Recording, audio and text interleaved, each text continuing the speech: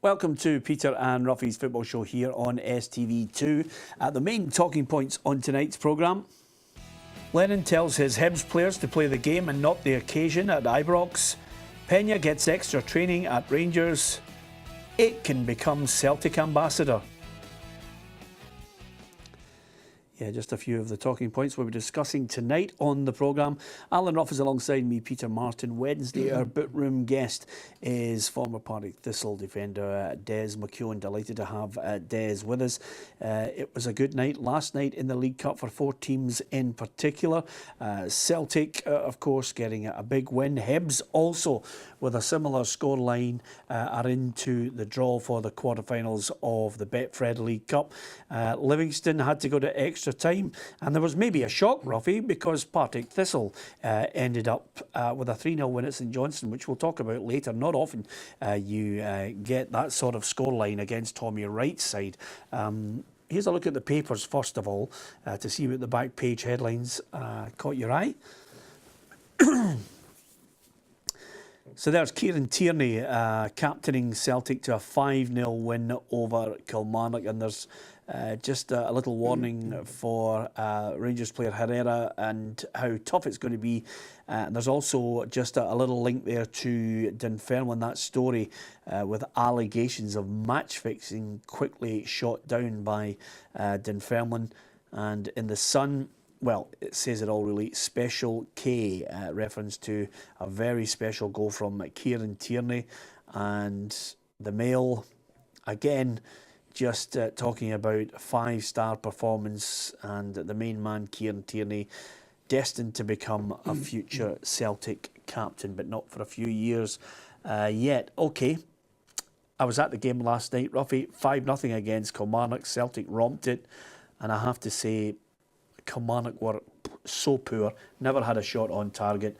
If Lee McCulloch did indeed say they were going to attack, I don't think they read the script, because Celtic, with quite a few first-team players out, were all over them. Yeah, it's not the first time a team like Kilmarnock have went to Parkhead and put it down as having a go, you know. But as you said there, if you don't have a shot at goal, you're not having a go. But certainly, I think we all know when you go to Parkhead and you lose a couple of early goals, you know, sometimes you're on the end of a hammer, and that's what it was like last night. I think Lee McCulloch will be disappointed so early in the season with all the new players coming in. I'm sure he would have thought they would get a better effort out of them. Here's the Celtic manager Brendan Rodgers' take on the game. It was a brilliant performance. Enjoyed to watch the team this evening. I genuinely think I can pick a team out of the squad that I have, and it'll function, you know, to a high level. They all understand how we play. They've all got clarity in their role, and I think it was great to see the concentration of young players tonight. You know, the focus from the first whistle. That we defended really, really well. You know, Kilmarnock, a very good side, especially in terms of counter-attack. They get quick players. You know, the boy Jones on the side, and the boy Irwin up front has shown before that he's a talent. But we really pressed the game very well. As soon as we lost the ball, our counter-pressure was, numbers around the ball was really aggressive. So it allowed us to have a lot of the ball. And then when we had it, our creativity was excellent, and the speed of our game. So now a great demonstration of the strength of our squad. You know, we had 6 players, I think, started the game, or 20 and under. So it also shows it's a club for young players to develop, to come through, and obviously delighted for the likes of Tony Ralston scoring his first ever goal for Celtic. Yeah, a lot of youngsters in the side. The back four was as young as I can remember playing at Celtic days. Yeah, quite remarkable. You know, Anthony Ralston, Christopher Ayer, Kieran Tierney and Calvin Miller. 3 of whom have all come through the academy at Celtic. So just when any of Celtic's opponents thought that they hadn't spent a lot of money on a lot of players during the summer, Brendan Rodgers reminds everyone that there's strength and depth coming through Lennoxtown as well. So terrific performance from such a young back four. I think the average age was 19. And it augurs well for Celtic for the rest of the season, because I think last night's performance shows that Brendan Rodgers can rely on individuals to come in, and they certainly won't let the side down if they're introduced to games. Yeah, it was just a similar pattern as if it was the regulars week in, week out, Ruffy. They just played the same way, going left, going right, waiting, down the middle, you know, just stretching the team, and then eventually waiting to pick their moment when Griffiths, as ever, always pops up for a goal. Yeah, Brendan Rodgers has stayed right for the start. You know, he wants everybody in the squad, you know, to be in the same thought, and when they come on, they just place for place, you know, they're like for like. And the worrying thing for everybody else is we're looking at the Celtic team, and then you're looking what's on the bench. You know, he's went with youngsters, and he said to himself, okay, sometimes the youngsters might not handle it particularly well, but look what I've got on the bench. If it doesn't, I'll just change it and get back. But that just shows you strength and depth. But these young boys getting a taste of that last night will just move on for them. Well, I thought Kilmarnock would offer a lot more, and no surprise, Lee McCulloch wasn't making excuses. I think the start of the game, 6 or 7 minutes was it, giving away the penalty, always going to be an uphill task after that. Couple of poor goals from their point of view to give away, but being brutally honest, we didn't deserve any for the game, and these sort of games will not define our season. So it was a bit lesson learned tonight against a strong Celtic team, although they didn't have many regulars playing. So yeah, we'll just dust ourselves down and go again Saturday. Okay, no excuses on it, but I expected more from them. There was experience in there. They Greer, Broadfoot as well, Chris Buck, Rory McKenzie, Lee Irwin, all with the experience, Roffy, of the Premiership in Scotland. Yeah, it's the same old story. I mean, I think Des has probably been there as well. You go to Parkhead, the team lines come in, and you look at the team lines, and there's 6 or 7 first-team players no playing, and the first thing you say to yourself is, we've got a chance here. Yeah. You know, and all of a sudden you go out there and you find out that the players who have taken the first team's places are every bit as good, and have all got something to prove, and that's why they're so good.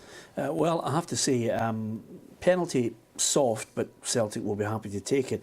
The goal from Kieran Tierney is up there. It was just special. I mean, he picks it up maybe 3 or 4 yards outside the centre circle, Des, and then unleashes this venomous shot into the roof of the net.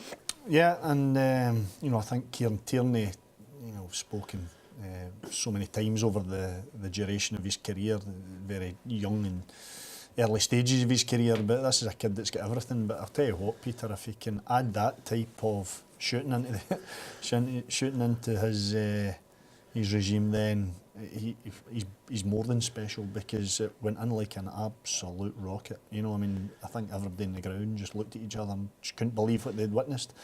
So Tierney just goes from strength to strength, and I think he scored last year up at Ross County, an important goal from distance, and I'm pretty sure that he'll now be taking on some more shots given his success rate. Yeah, I don't think he's going to get the chance to take free kicks, because there's about 4 or 5 in front of him. But nevertheless, to captain the side and to get a special goal meant a lot to the young man. When you're in the centre of the park, it's kind of easier to get shots away with your left foot, so I had a bit of space, so I thought, why not? Yeah, I think if you asked every Celtic fan in the world, would they like to captain Celtic, the obvious answer is yes. So, but Bruni's here for a good few more years yet. Walking the team out, walking Celtic out, and doing your speech in the huddle is just unbelievable. It's, as I said, it's every fan's dream, and I've done it so far, and hopefully it's not the last time. Yep, a delighted young man to be giving the speech, so young inside that huddle, and Brendan Rodgers was glowing in his praise of him. Well, I think he's made for it. I think he's made for it. There's no doubt about that. You know, we've got some real senior guys at the club here. You know, I could give anyone in the captain's armband, like Craig Gordon and Mika Lustig and all of that. But if you're talking for the future, once Brownie's time is up, which it won't be for a few years yet, but I think he's made for it. You know, he's of that ilk. Kane doesn't waste his time doing stupid things. You know, he's concentrated on his football. He lives his life to be a player. He's not drinking. He's respecting his lifestyle as a player. He trains like an animal every day, and wherever you ask him to play, he plays it to a high level. Tactically, he's improving all the time, and he's an absolute joy to work with. So he would fit the mould of a captain. He's certainly got the credentials. You always have to be careful, you know, at what age you give it to them, but there's no doubt I think he's on that journey that one day to lead the club for sure. OK, I could get it in the neck for this one, but will he be around long enough to be the captain? I have to say, if it's down to Kieran Tierney, then there's every chance it will be, because that's a young man that's living his dream. You know, I don't think there's any fluff with that. I think Kieran loves the club. I think he wants to be there. Obviously, whether he is there in the long term, that's down to the club to decide, probably more than anything else. But I'm just interested in what Brendan Rodgers says about the young man, the way that he approaches his profession. And I think that's the most impressive thing, you know, that he doesn't waste his time on incidentals. It's all about football. And what a role model that is to young players at Celtic and indeed across the country, Peter, because if those are the rewards that you get by dedicating your life to it, then that should encourage more people to dedicate their life to football, because the kids get the lot, but it doesn't come easy. It's about hard work, and he's putting in the hard work, and he's certainly getting his rewards. Yeah, absolutely. A good example for other young players at Celtic. After the break, we'll hear from Rangers midfielder Ryan Jack. We're also going to look at Hibs. Rampant Hibs against Ayr United last night in the League Cup.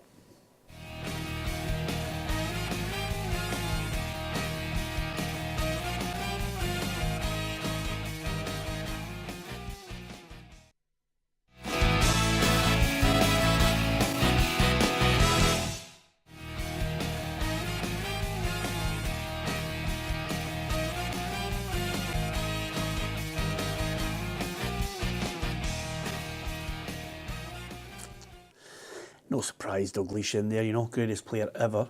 But as far as the other two are concerned, you did well, Ruffy. I mean, honestly, I was surprised by you. You started off when we brought, the programme started for the new season. You were just murder, but now you're just on a roll. Yeah, I have to say these two were guesses, because I was just going on about that era. But John Wark in particular was. That midfield player was up and down the park for fun and scored goals, defending. He had everything. I'm surprised he never went to a big club. Yeah, we don't really need to, wax lyrical about how great Dalglish was, but Andy Gray was a fabulous player, Des, which maybe some people miss out on the fact that he's the type of he would put his head through a brick wall for you. Yeah, that was just his style, and I think when you speak to managers nowadays and they're looking for what they term a number 9, he was a top number 9. My earliest recollections of Andy Gray diving headers when boots were flying. That was just him. He just never thought about it. He just wanted to score goals. He wanted to win football games, and I think he was a terrific player. John Wark, I have to say, as a kid growing up as well. And John Wark went to Liverpool. Yeah, that's not a big club back then. No, I thought bigger than that. What? In Liverpool? Yeah, bigger. I would have taken him abroad. Honestly, I would have. I think he'd been that level. He could have walked into any team. If my memory serves me correct, I think his record in European football for Liverpool was phenomenal. Scoring goals, late runs into the box, fantastic. My point there, and again, it's my recollection of that time when you're talking about teams like Juventus, who Liverpool were up against, with guys like Platini. John Wark was a different type of player, so I don't think he would possibly have suited the European style back then, whereas nowadays he'd be worth hundreds of millions, potentially. I mean, it's just scary what somebody like that would be worth now. It's funny you saying that, Ruffy. I mean, there's very few British players were able to actually go over and cut it, and I think actually, Liam Brady was at Juventus. Liam Brady was a special player as well, and then the Juventus fans loved him, and then obviously he was told he had to leave because they were bringing in Platini. So not a bad reason. One special player for another, But good question. More questions still to come. Got to talk about Hibs, because I'm getting a bit worried about how positive I've been about them since the start of the season, Ruffy. I genuinely think they're going to be top 4. I think I'm waiting to see. This weekend's game is going to be massive. I can't wait for it. But Hibs Rangers is one thing, but Hibs against Ayr United. This was the side Ayr United who managed to take points off Hibs last season. Not a chance last night. No, it just shows you how well the team Dean Lennon's recruited. A lot of experience. And he's moved on players he didn't think would suit the way that he wanted to play. But they're on a run, you know, and it'd be fantastic every second week, having 19,000 supporters there. The other thing they've got to do is handle that 19,000 if it's not going particularly well. But this game coming up at the weekend, it's coming at the right time for Hibs with the run that they're on. And the manager mentioned that he's got a dilemma in selection because he feels as if Anthony Stokes was really ahead of the fitness that he thought he would have. Yeah, and what a bonus that is, Peter. You know, a dilemma. You know, do you pick the guy that's just scored twice in a cup game, or do you go with the guys that have demolished Partick Thistle the previous weekend? Obviously, Neil has decisions to make, and I think this game will be a good barometer as to where both sides are. You know, Neil's kind of openly spoken about they will target second in the division. You know, I think in real terms that probably means they would be delighted with a fourth or a third, fourth, whatever, but they'll be targeting second. Stephen Whittaker said the exact same when he arrived. So Saturday won't decide whether they will be, but it'll be a decent barometer to see how they're going to cope with the demands of the Premiership this season. And Murray just seems to be a man who's just hey, no worries about fitting in, hits the ground running, Ruffy. Yeah, and that's what strikers are all about. A lot of them seem to just have that confidence, you know, and the confidence breeds goals. The time really see how well he's doing is when he's not scoring them. But I think he just fits that centre forward look about him, you know. And the centre forwards are scoring goals; they are very confident. Yeah, Effie Ambrose scores, does a triple salto backflip and a pirouette. I mean, it's just it's magnificent for Hibs fans to see, especially young kids. Don't do it at home, incidentally, but nevertheless, it's still great to see. And of course, there's always a player that you sign, Des, that's got a difficult name. Davidas Matalavikius is your man who's signed for them. I think Big Dave to everybody around Easter Road way, because they're certainly not going to attempt. You know, it's one of those ones where you don't say give us a D, because you're gone by the end of the song. Yeah, Lithuanian international scores in his debut. I think that's job done. You know, I think it's about adding, you know, and Ruffy mentioned about the changes around Easter Road. Actually, from the starting 11 last week, 9 of them played a big part in the championship winning team from last season. So there is still a very strong nucleus.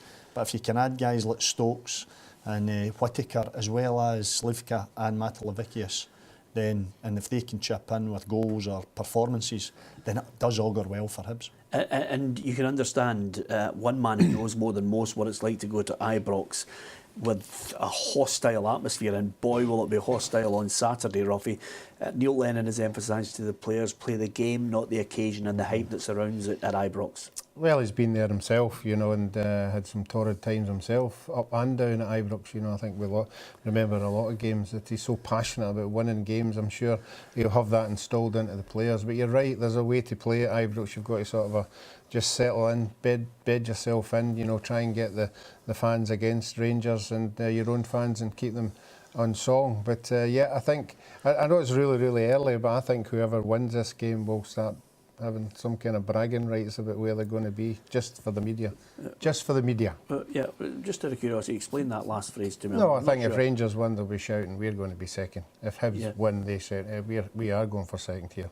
If they were to beat Rangers at Ibrox. Yeah, I think this is the real test early on of, you know, Pedro Caixinha. I think the Rangers manager probably would have liked it maybe game 4 or 5, Des, but it's in. They've got, you know, some people have talked about, Bruno Alves has talked about the physicality, and other players have mentioned that as well. They'll find that out.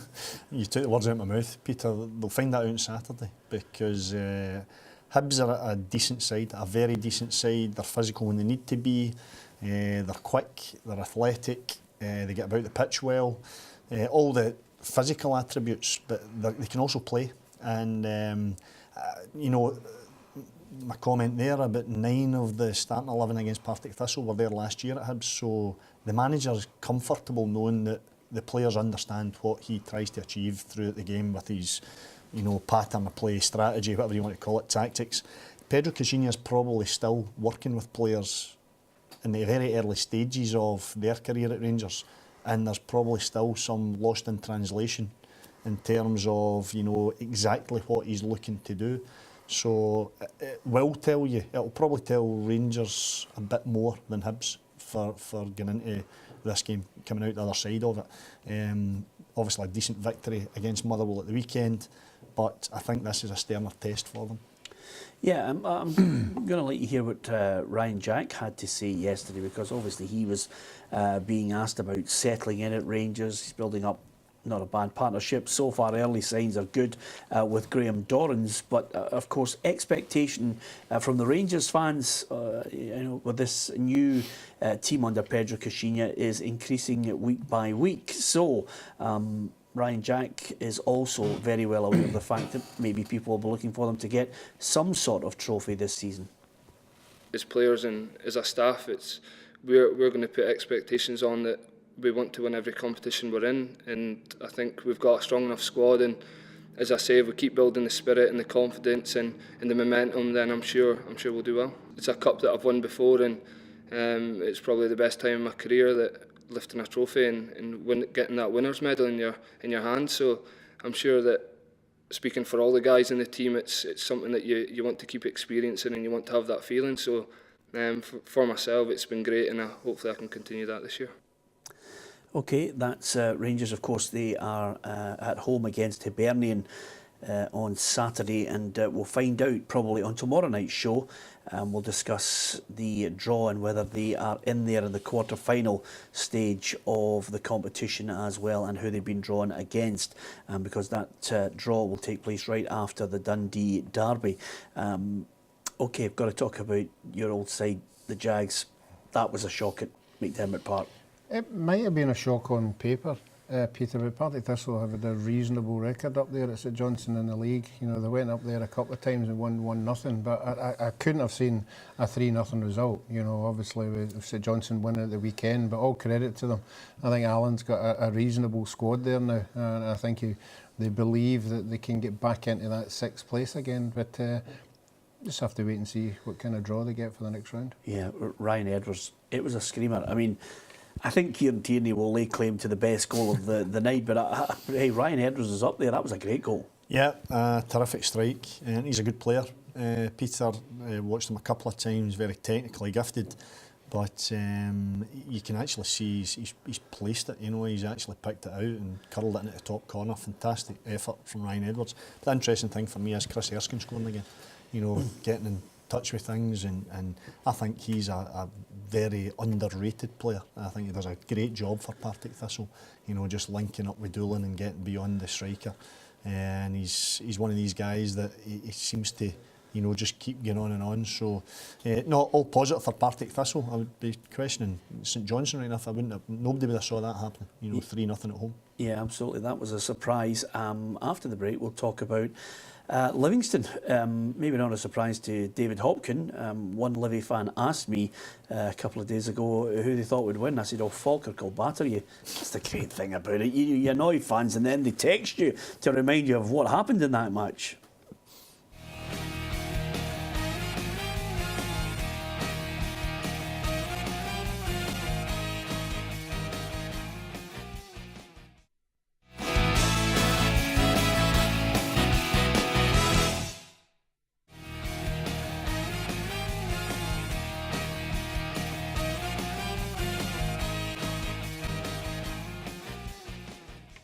Okay, Dennis Law, you nailed that one as well, Ruffy. Full marks to you, you're on fire today. I mean, it's been absolutely incredible from the minute I met you this morning till now. It's beginning to annoy me. What about at that fact, Dennis Law winning the Ballon d'Or? I wonder if you could take a guess at the year. There you are. 69? 73. 73.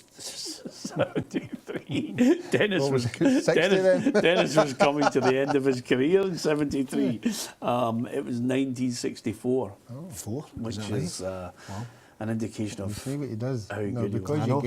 you get it right, He fires you another one just to bring you down there. Absolutely. I don't want you to get above your station, Ruffy. But to be honest with you, the reason why I mentioned that, I mean, 73, 74, Dennis actually, they let him go. He got into the Scotland squad. I don't know if that was a bit of sympathy or, he was still a good player, but on the way down. But I'll never forget as a boy watching Dennis Law's back flick for Manchester City against Manchester United. It didn't. There was results elsewhere that eventually, meant that United would be going down. But some people used to bill it as the goal that sent United down, which it wasn't in the end. But boy, there is a man who played for Manchester United, scored with the most sublime back heel ever, and then just walked off the park, never kicked a ball again.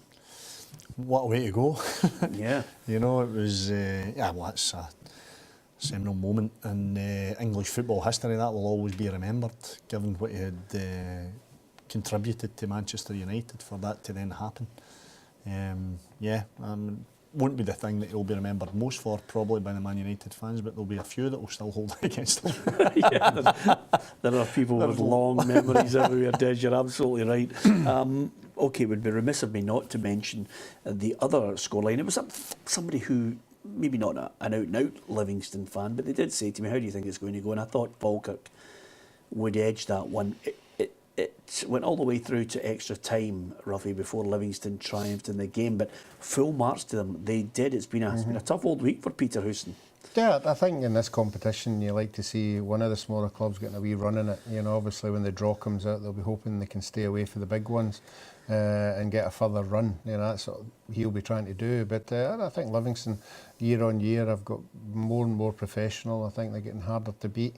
But for me, I've kissed the death. I've tipped Falkirk to win everything in that division, and they just haven't done in at all. So Peter Houston's got his work cut out there. Yeah, and to Livingston's credit, it seems like a better structure in the club nowadays. There appears to be, Peter. I don't think there's as much frivolous spending. I think it's tighter controls in place, and in David Hopkin, they've got a young manager with big ambitions, and he's going about his business very well.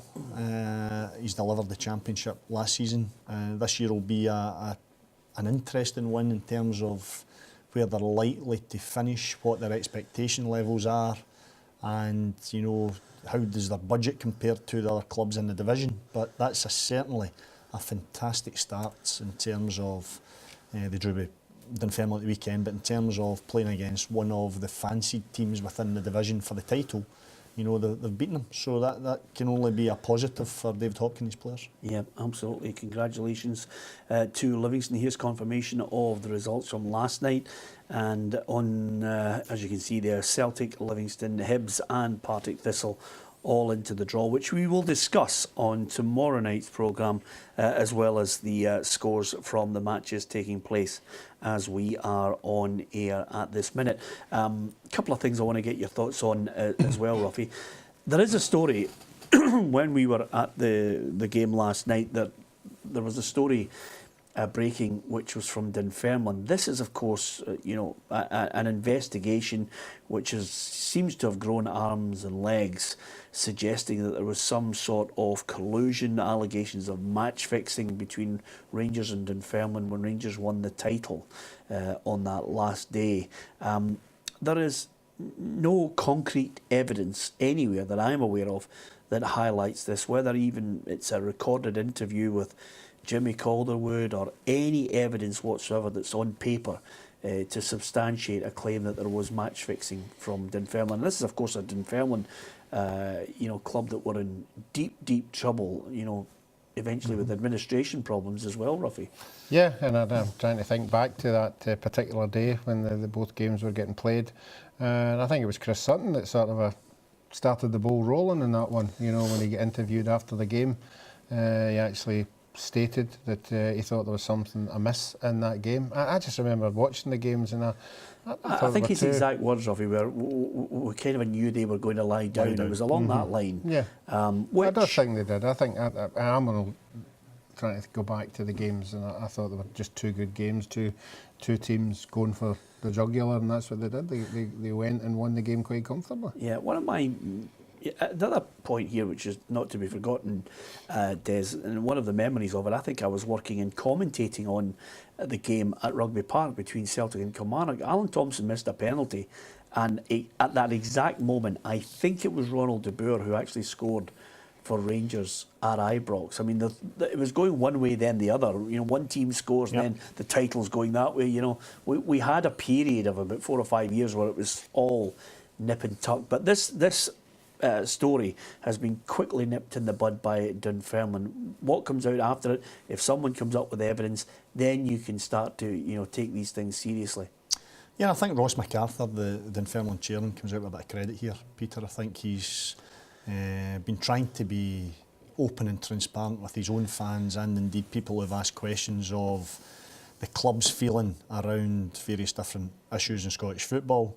And there seems to be some form of skullduggery going on in my mind, that they're trying to cause issues for the club. I don't think for 1 second that Ross MacArthur and the directors at Dunfermline should be asked to look into this, because it's gone. I mean, it's just so far in the past. None of the directors were there in those days. It's a totally new club in terms of the makeup of the people there. Yeah, I don't think they are best placed to comment on anything like that. Whether they were, and Ross MacArthur's first to admit that he answers and tries to answer as many individual questions as he possibly can on things. What I would say is the passing of time with any issue, any misdemeanour of any situation in Scottish football can still be redressed, but not with people just making allegations without any concrete evidence. That's where I'm coming from. The skullduggery, I think that's where I'm coming from. If somebody come up and said, look, there was something happening 10 years ago, you only have to look at the world of athletics to see how they're redressing the balance with medals being handed out for people who were, found out to be doping, cheating, performance-enhancing drugs. Italian football is a great example of that as well, Peter, where they retrospectively took, titles off of Juventus and different clubs within Italy. So, no, I'm not saying that if something was wrong, that it shouldn't be dealt with. Yeah. But you need to have the evidence to prove that it was wrong. Absolutely. Once you've got the evidence, let's get it out there. But as far as I can see, and as far as knowing Ross MacArthur, there's no evidence that would suggest the allegation is, somebody can prove it. Yeah, absolutely. As far as some of the other games that are going on tonight, Aberdeen will be hoping they're in the mix with regards to getting involved in winning some silverware. They've been involved in a few finals. Derek McInnes is certainly a man who is keen to try and have a real go in the Cups. He has mentioned in the last few days that he's conceding the title to Celtic already. A little bit of sensationalism. He'll be battling tooth and nail to try and make sure Aberdeen are still in the mix. It's a much changed manager, according to Nicky Maynard, who worked with Derek McInnes down south. He's a lot more chilled out, I think, now. How many years is that now? 5 or 6 years since I last worked with him. And he's more used to working in Scotland than in England, I think. So it was a big change for him coming to England. But as I say, I've enjoyed every minute since I've been here. I knew what to expect, but he's got the lads on his side, and the lads love working for him. And as I say, we're just hopeful that we can put on a good show for him and obviously for the fans, and keep winning as many games as possible.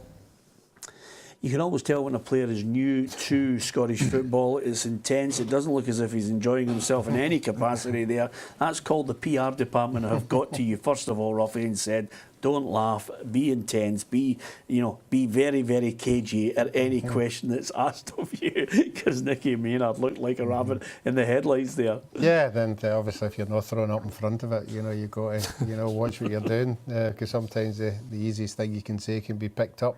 But no, I would like to think that Derek McInnes has got his players motivated for this one. I think the disappointment, the last two finals, if they were to get there, is there for everybody to see. So I think that would be the motivation for Aberdeen, to try and get to a final of a cup very early on and maybe do a lot better than what they've been doing. Yep, absolutely. No, I was just going to say, I think also Derek's a club where he feels valued. There's some joined up thinking. I think Bristol City wasn't and isn't the best example of Derek's ability. He went down there, it was a club that historically had get rid of managers left, right and centre. So Nicky will be seeing a very different manager. Okay, one more question to go. Ruffy's got everything right tonight. He's really there's a great Scottish word that's summing up my emotions with him at the moment. It's scunnered, because he's just nailing it, and he's got that supercilious face on as if he is the light, the way, and the truth with regards to our quiz tonight. Here's a final question. We'll give you the answer after the break. We're going to talk Man United in the Super Cup, and we'll also talk about these inflated transfer fees. Is there a ceiling in this one? Lots to discuss after this quick break.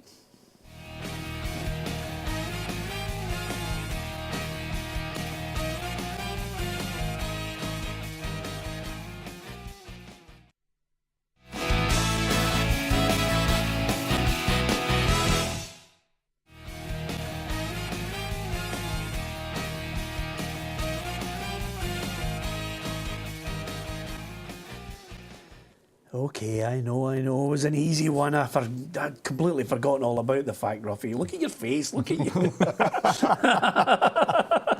I'd forgotten all about the fact that the last one, I was toiling quickly to get a question down, and it's an easy one for you. So it's been a good day for you, Ruffy, and don't think I won't be mentioning it when it's a terrible day for you. Yes, you have been mentioning it on numerous occasions, so I'm just taking everything that's going just now. Yep, absolutely. Okay, did you manage to catch some of the highlights of the Super Cup, Ruffy? No, I didn't, unfortunately, but we discussed it yesterday. We discussed Bale, you know, would he be coming back? And it'd be interesting to see if there was anything happening after that game, because obviously everybody was there that needed to be there. So we'll just have to wait in the next couple of days. Yeah, I'm always intrigued by these things. I always think there's no smoke without fire when it comes to especially Spain. You know, because if there is a story emerging of somebody who wants back, uncertainty, maybe there's another player coming in, I still think Bale's future at Real Madrid is totally and utterly linked to Monaco's Kylian Mbappe. Yeah, I think that will be part of it, Peter. But there's got to be a willingness for the player in the first instance to want to leave or to want to sign or to move in any direction, you know. So I'm like you. I believe that when that kind of rumour is out there, then there's already behind the scenes some chat going on. I don't think there's any doubt about that. You know, we saw it with Neymar and PSG. We've seen it with Virgil van Dijk in Liverpool, you know, and that's not ended up the way that probably Liverpool and Virgil van Dijk wanted. But I think there's always, you know, when these big stories arrive, I think there's generally some truth to them in the background. Yeah, I'm wondering whether this one's going to gather any pace, but at, what would it take, 80 million for a 28-year-old? Would it be more than that? Would he go for more than the original fee, which I think was somewhere in the region of 85 million? He would fit in well at Manchester United. Yeah, I mean, I already said, you know, and I know the two, I don't think it was Des, but I just get the feeling he doesn't feel as loved at Real Madrid. Yeah. Obviously with Ronaldo there, you know, it's very difficult, but I just feel they haven't accepted him as much as what he thought. I think he's done remarkably well when he's there, but I think if he was to go to Man United and continued with the form that he has, I think he'd be appreciated more in England. Yep. Apart from Ronaldo and Messi, you know, there's a tier below that of world superstars. Whether you think Bale's in that or not, it's certainly a hefty fee if he does leave.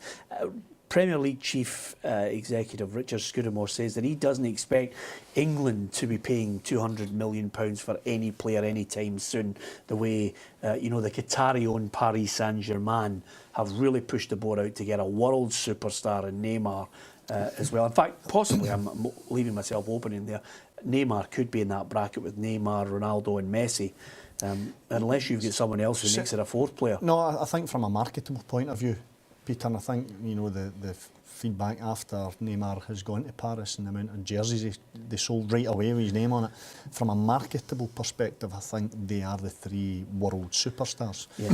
I don't expect English football to follow suit. I don't think there will be a time in the next 5-10 years that 200 million will be...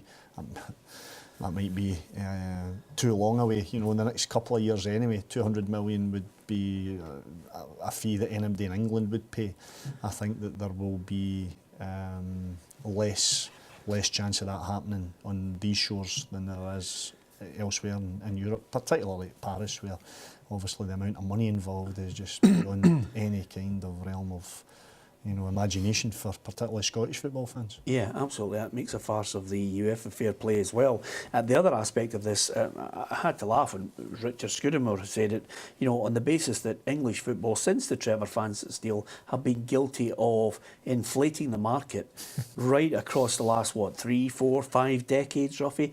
If anything, as they have evolved from the old First Division to the Premier League and the vast amounts of cash, there's been a lot of players bought for, mediocre players bought for inflated prices, and they've destabilised the market at times. The only other clubs that I can think of who've paid astronomical sums for world superstars is your Real Madrid and your Barcelona, but these are those isolated ones. We're going to go and get Figo, we're going to go and get Zidane, we're going to get Ronaldo, the Brazilian. Those moments do happen, but the sustained period of overinflated money has always been, for me, in the English Premier League. Yeah, and I think the reason that's been is the Champions League. A lot of them want it, and if you're going to want it, you need to get the best players in. So that's when you start paying the prices, that the Sanchez and all that. But I don't understand. And I know what you're saying about the Paris side, that the owners there are billionaires, but so is Abramovich. He could do it if he wanted to. And I think if he gets a taste of getting back to the Champions League final, I'm not saying who he would go for, but if they can get that merchandise money back, the 100 million that they paid, I'm sure Chelsea could as well. Yeah, well, I'm just curious to see you guys who you think is going to be the best value for money or the top striker this season in the Premier League in England. I mean, I'm looking at some of the candidates. You've got Lukaku, who's obviously been a big signing, Morata, Harry Kane, Aguero's still there, Sturridge, Lacazette at Arsenal is another one that I've written down on my list here. Other than that, is there someone that I'm maybe missing out on? Am I being unkind to the likes of a Wayne Rooney at 31? I mean, he's not finished. No, but I don't think he's going to score the number of goals that the guys you've mentioned, Harry Kane, for example. I think Lukaku could be the bit of business that surprised. It depends. Going back to Gareth Bale. Gareth Bale is, for me, a stereotypical Manchester United player. That type of style, quick, elegant, exciting.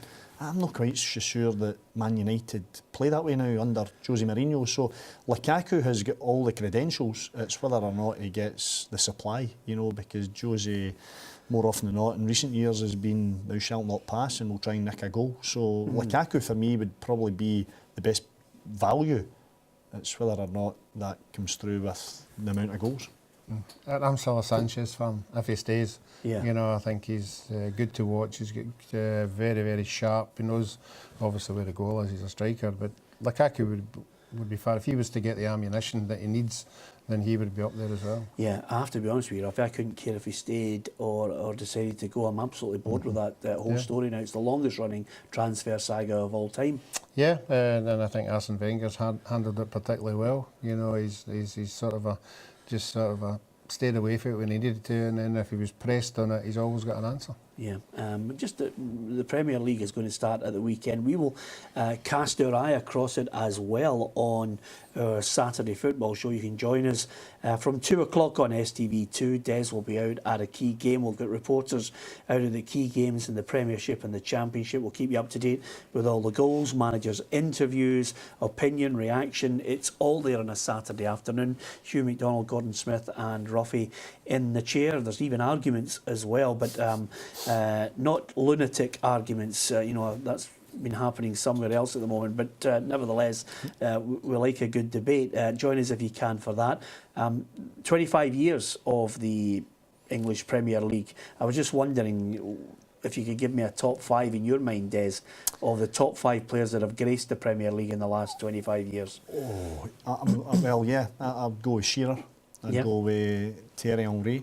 I've got Shearer down there. I've got Thierry Henry, yep. I would go, believe it or not, Paul Scholes.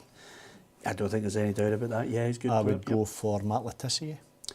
Oh, there's one out of left field I didn't have yet. Great player. And, last one. I was always a Pires fan as well. I like Pires, but whether he's in the top 5 would probably be debatable. Well, absolutely. Let's debate it. No. Ruffy. Right. I'm going to go. You know, I'm hopeless at this. Yeah. I'm going to go for Ryan Giggs. Yeah. I'm going to go for Giggs a great shout. Yep. the other maniac that played with Man United, who liked getting into the crowd and kicking people. Oh, Cantona. Yeah. Yep. Yeah. I would say he was. I'd actually started writing down Roy Keane. No, that was strikers are always the one. I think Bergkamp. Did you say Bergkamp? I never said Bergkamp would be. Bergkamp. Bergkamp would be on before Pires for me. Yeah, Bergkamp's a genius. Nobody for Chelsea. Well, Frank Lampard's a Lampard shout, must surely. be involved, or Lampard, could be involved. Liverpool. Yep. Yeah. Yep. Who else is there? Gerrard. Suarez worth a mention? Gerrard. No. The time when Arsenal had all the big names, Vieira Yeah. was magnificent. Here's the 10 that I'd written down. Shearer, Vieira. John Terry? Is John Terry worth a shout because of... He probably is worth a shout, given that he played through most of it. Lampard, Cantona, Ronaldo Yeah. at Man United, Scholes, Giggs and Thierry Henry. Matt Le Tissier, probably in the top 20, I would say to you, but you know, the great thing is I had bought a video of him. His showreel of goals. Yeah, DVD. £3 in a bargain bookshop one day, Ruffy, honestly. You know, none of them inside the 18-yard box, all rakers. Champion Overton. Phenomenal. Fantastic. What a player. That's the type of player I like. Greedy, and it's all about me. Sorry. Not the most mobile. No, exactly. It's one of these players you're running alongside wanting the ball from, and you know you're not going to get That's it. exactly it. That's exactly it. It's funny you saying that. That's what David probably used to say with Jimmy Johnson. Why? And the amount of Lisbon lads that say, why bother going into the box? You're going to have to check your run anyway because Jimmy's going round the guy for another 5 or 6 times. Hey, it's all about having a debate about footballers and who's the best and who's your favourite. It's all subjective, really. Thanks to Des McKeown for joining us. From Ruffy and myself, hope you enjoyed the show. Good night.